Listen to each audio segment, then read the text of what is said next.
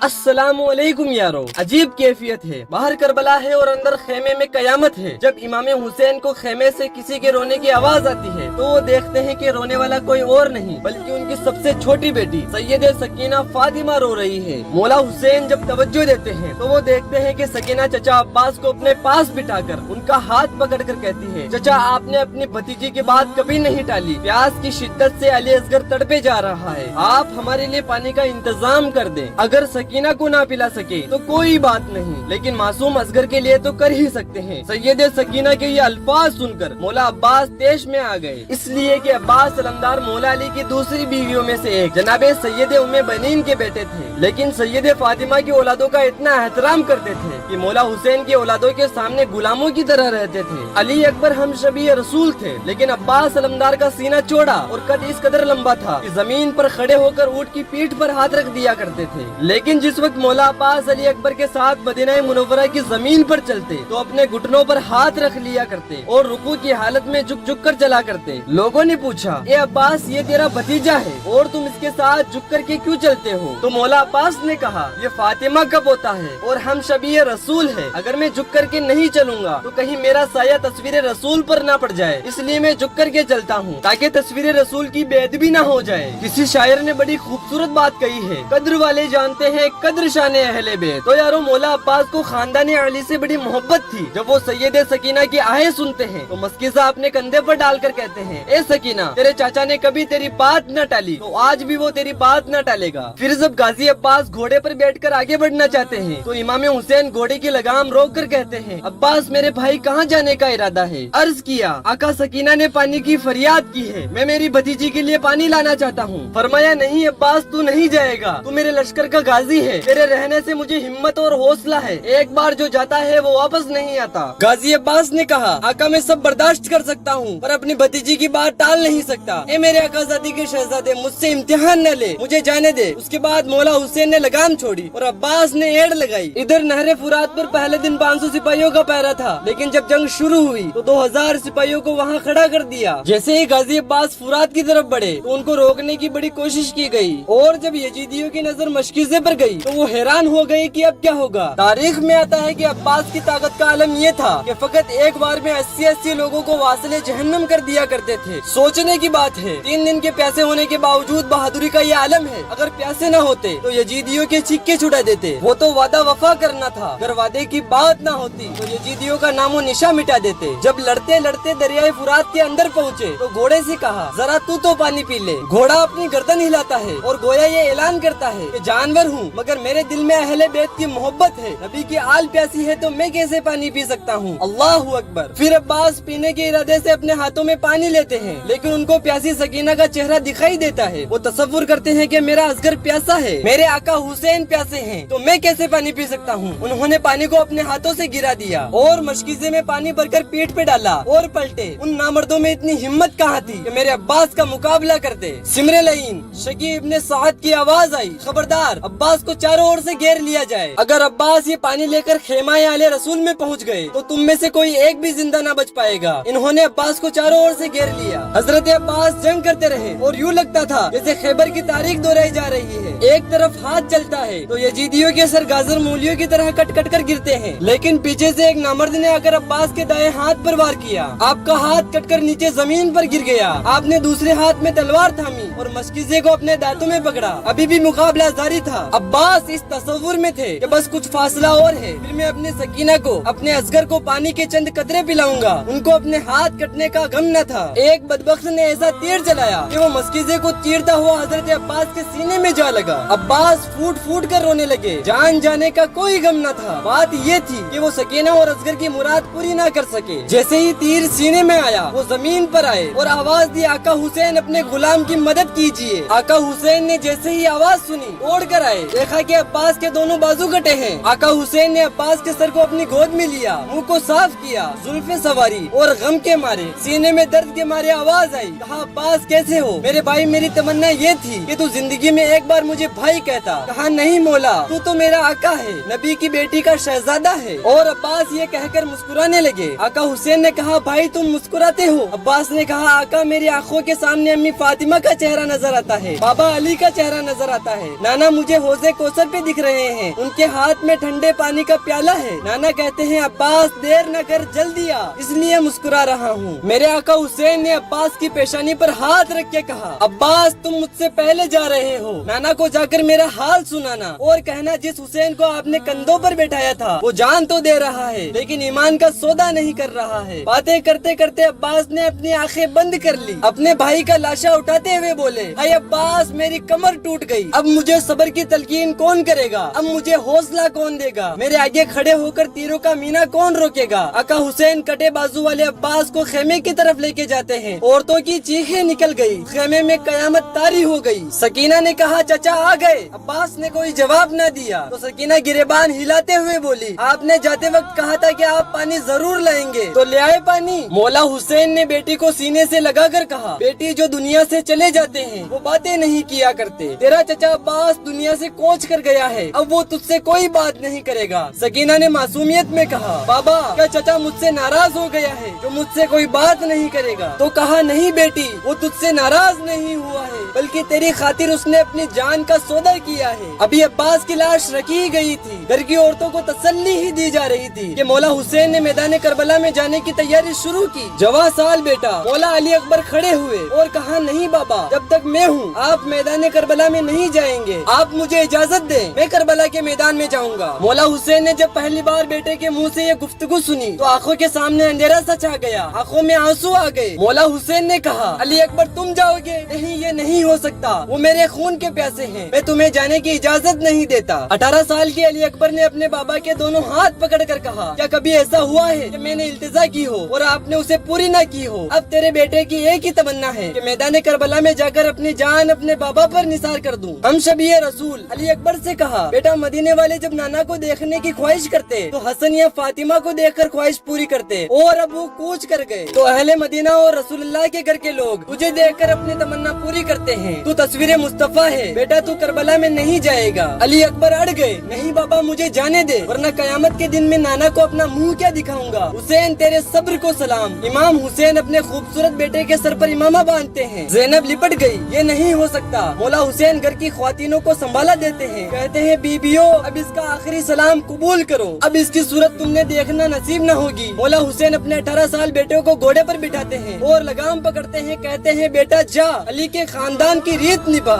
علی اکبر جیسے ہی 2 قدم گھوڑے کا آگے بڑھاتے ہیں مولا حسین کہتے ہیں بیٹا ذرا پلٹ تو صحیح، مجھے دیکھ کے نبی کی صورت دیکھ لوں، نبی کی یادیں تازہ کر لوں۔ علی اکبر جسے دلہا بننا تھا آج وہ شہادت کا دلہا بننے جا رہا ہے۔ حسین روتے ہیں تو بھی چپ کے روتے ہیں، اگر بیبیوں کو چپ کرانے والا بیبیوں کے سامنے روئے گا تو ان کو چپ کون کرائے گا؟ عجیب امتحان ہے خدا کے دین کے لیے۔ مولا علی اکبر کربلا میں آئے، کربلا کا نقشہ بدل گیا، یوں لگتا تھا کہ کربلا کا ذرہ ذرہ علی اکبر کے حسن سے چمک اٹھا ہو، چاروں طرف نور کی بارش ہو گئی۔ یزیدیوں نے تلواریں زمین پر رکھی، نیزے زمین پر رکھے اور کہا شمر حد ہو گئی ہے، ہم تو لوگوں سے جنگ کر سکتے ہیں، حسین سے جنگ کر سکتے ہیں، اب ہم ہمارے نبی سے بھی جنگ کریں گے۔ بدبخت شمر نے کہا تمہاری نگاہیں دھوکہ کھا رہی ہے، یہ نبی نہیں ہے، یہ آل نبی ہے، یہ علی اکبر ہے، یہ حسین ابن علی ہے، اس سے نہ ڈرو۔ اور اس کے بعد جب سامنے جا کر علی اکبر کھڑے ہوئے تو آپ نے کہا میں حسین ابن علی ہوں۔ جب آپ نے کہا ہے کوئی مجھ سے مقابلہ کرنے والا، ان نامردوں میں اتنی ہمت نہ تھی کہ شہزادہ رسول کا مقابلہ کرتے، لیکن جب تھک گئے تو بابا کے جملے یاد آئے۔ علی اکبر ذرا پلٹ تو صحیح، تو سوچا کہ چلو ایک بار پھر سے بابا سے ملتے ہیں۔ حسین خیمے کے دروازے پر بیٹھے تھے، بیٹے کو پلٹ کر آتے ہوئے دیکھا تو عجیب سی خوشی ہوئی، کہا کیا ہوا بیٹا؟ علی اکبر نے کہا بابا بہت پیاس لگی ہے، سب کو پانی پینے کی اجازت ہے، سور پانی میں لوٹ رہے ہیں، گدھے کتے پانی میں لوٹ رہے ہیں، لیکن آل رسول کو پانی پینے کی اجازت نہیں ہے۔ علی اکبر بولے بابا اگر چند قطرے پانی کے مل جائے تو میں ان کے چھکے چھڑا دوں گا۔ 2 روایتیں ملتی ہے، آقا حسین نے اپنی انگوٹھی دی اور کہا اسے چوس لے۔ دوسری اور سب سے پیاری روایت یہ ہے کہ آقا حسین نے کہا بیٹے جب ہم سفر میں ہوتے اور پانی نہیں ہوتا تو نانا اپنی زبان چوسایا کرتے تھے، بیٹے آجا اور میری زبان چوس لے۔ پیاسے علی اکبر کے منہ میں اپنی زبان دی۔ 3 دن کے پیاسے امام حسین نے جب اپنی سوکھی زبان علی اکبر کے منہ میں دی تو زخم ہرے ہو گئے، آنکھوں میں آنسو آ گئے کہ مجھ سے زیادہ سختی تو میرے 56 سالہ باپ کی زبان میں ہے، لیکن زبان چوسی اور اس کے بعد پھر کہا بابا آخری سلام لے اپنے علی اکبر کا۔ مولا حسین نے کہا بیٹے جاؤ اپنی جان کو قربان کر کے اللہ کے دین کو بچا لو۔